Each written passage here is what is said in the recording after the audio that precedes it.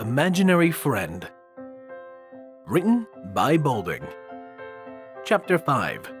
Day 7. I.P.U. I've noticed that a lot happened ever since I met Pinky, more than usual at that. On top of Mr. Ofa thinking I finally lost it, and finding out Kibble has the same problem as me, this new guy came back the next day with Mr. Ofa's arm around his shoulder. "Vinny, I'd like you to meet Marios." I extended my arm out for a handshake, which he hesitated to grab. After the awkward greeting, Mr. Ofa handed him a broom and pointed out the side. "How about we start you off with something simple, All you have to do is sweep the leaves off the sidewalk." With what I could only interpret as a nod, Marios made his way outside and started doing what he was told. Mr. Ofa turned to me with a massive smile stretched across his face. His heavy mitt landed on my shoulder, nearly knocking me down. "This is great," he boomed, his voice echoing throughout the store. "Now that we have an extra pair of hands, you'll be able to focus on baking and customers." He leaned in close, mere inches from his face. "You can relax now. There's no need to worry about cleaning up anymore, okay?" Giving him a reluctant nod, he patted my back, knocking the air out of my lungs. I was one for playing rough, but Mr. Ofa clearly didn't know his own strength. He made his way to his office, making sure to close his door loud enough to make me acknowledge it. I let out an exasperated sigh before heading into the kitchen and starting the usual routine. I couldn't help but to look around the room, hoping that Pinky would show up at any moment. If anything, I could use her company right about now. As I walked about the kitchen, grabbing supplies and tools, I kept glancing out of the kitchen doorway to check on Marios. His dull expression was already depressing to look at. How the hell did this guy convince Mr. Ofa to give him a job? "Hiya, Vinny!" I squeaked an all too familiar voice. I looked around the room, trying to find the Pinky Equine with no success. "Where are you, Pinky?" I asked, frantically searching, checking inside each cabinet for any sign of her.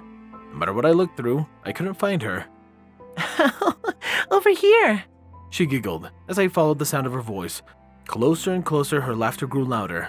I was already out of the kitchen at this point, and in the hallway headed towards Mr. Ofa's office. "Pinky," I growled, make sure to keep my voice down.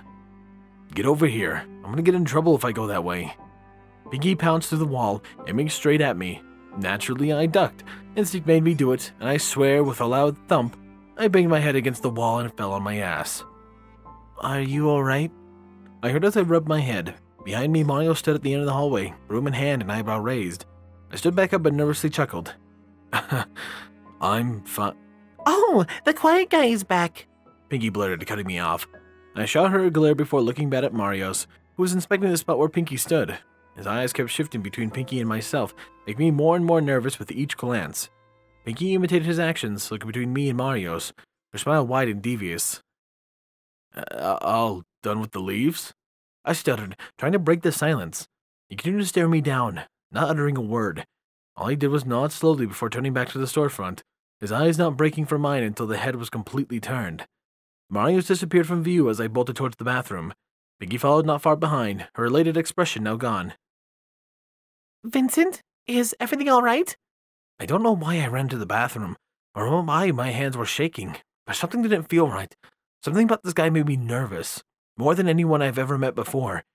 It was like he could read my mind, but wouldn't tell me he could. Turning on the sink, I splashed some cold water on my face and took a deep breath. "Vincent?" I brought myself back to earth and looked down at Pinky. Concern was plastered across her face. "What's the matter?" "Nothing," I muttered, drying my face with my apron. "I'm just overthinking the situation is all." Pinky pursed her lips. "Are you sure?" I nodded.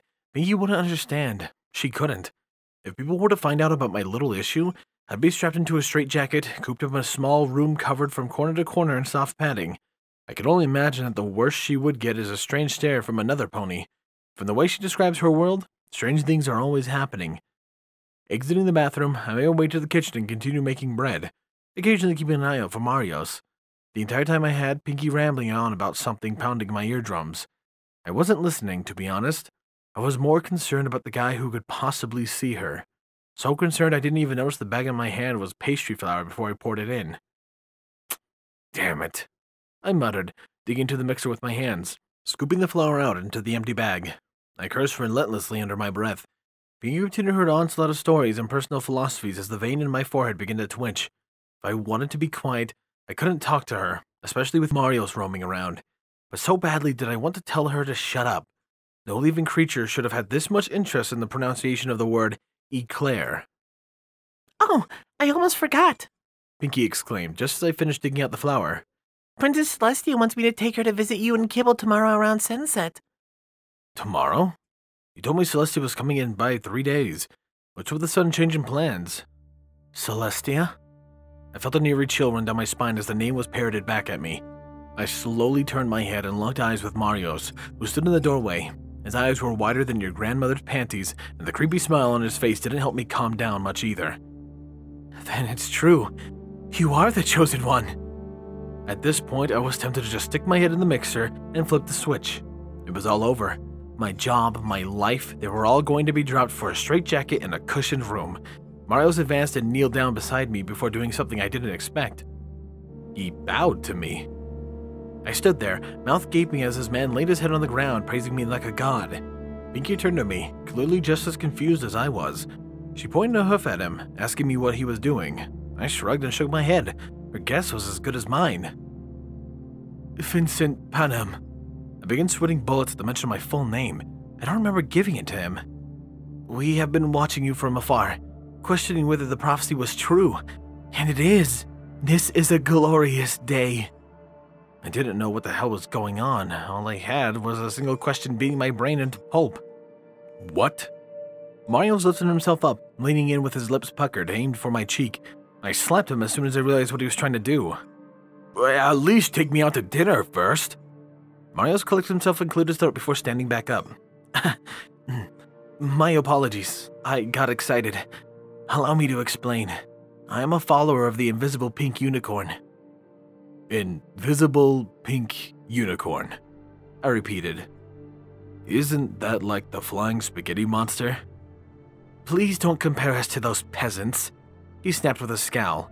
We are a serious group who have foretold that one day a man would be meeting with a unicorn Celestia who would open the gateway to a promised land of Equestria, where we would live in peace for all of eternity.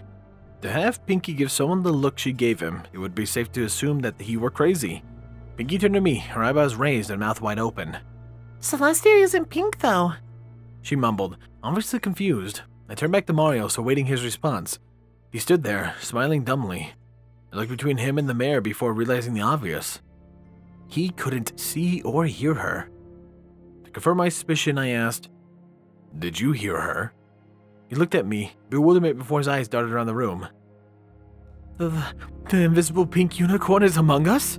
He stammered, frantically searching for the non-existent being. You got the invisible and pink part correct, at least.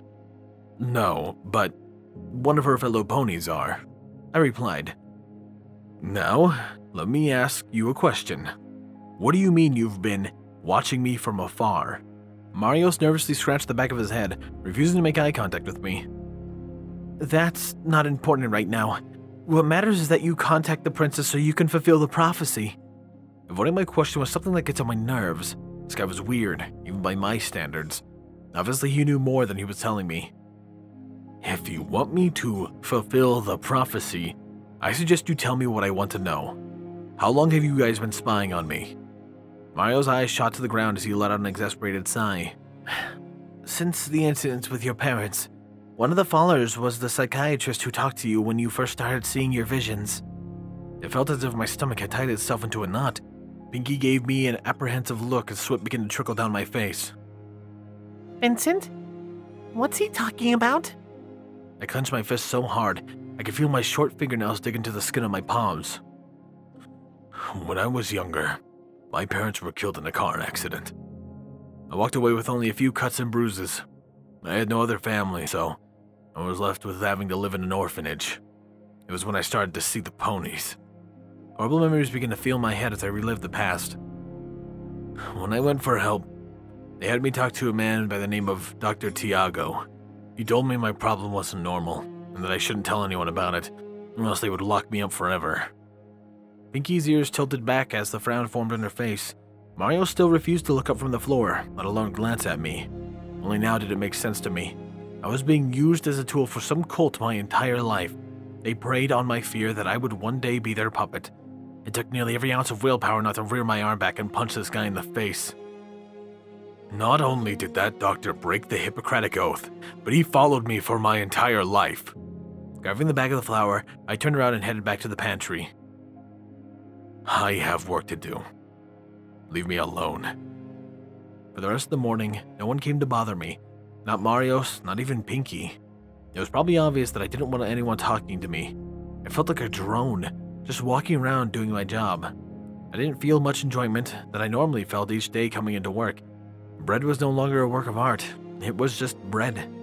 It was so apparent to the customers that something was wrong as well.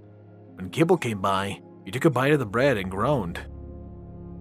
"Vinny, what's wrong?" Mr. Ofa asked me around midday. He caught me sulking in the kitchen, zoned out as I started at the mixer. I didn't even bother acknowledging him. I wasn't in the mood. Before long, Mr. Ofa shrugged it off and left the kitchen. I sat at the prep station, staring at the abomination of a cake I had just baked. It was lopsided and the frosting wasn't even close to being evenly spread. Grabbing the dessert, I slammed it into the garbage can, throwing it with all of my strength. The cake exploded into bits and pieces, sending frosting everywhere. I wiped the chunks from my face and strode towards the back door, grabbing my jacket on the way. The cold air whipped across my face as I entered the narrow alleyway, making me shiver.